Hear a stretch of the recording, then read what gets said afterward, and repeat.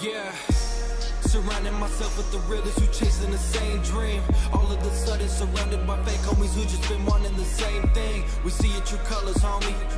Seeing the numbers, you fuck with us now. You were not there when we came from the ground. You could keep talking shit, watch us take over now. Fly with a motherfucker or you can drown. Die with my motherfucking gang in the hills. Ride from a killers and they all know us now.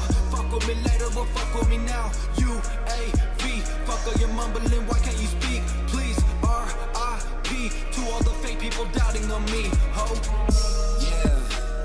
The doubters are cowards that know nothing about us, but others are loving the fact that they found us and always get back cause we serving a purpose. Why you feeling compelled to never excel? You afraid of the world and not true to yourselves. You might as well try and avoiding the ride or get ready to ride in this hell. So true. This hell is misleading, always demeaning and leading the work of the serpent, letting your judgment and character worsen. Can you see only the faults in a person? That's why my circle of friends is so small, cause I'm dropping the fakes. You were toxic and all, only relying myself, not depending on others, but go out my way and take care of my brothers.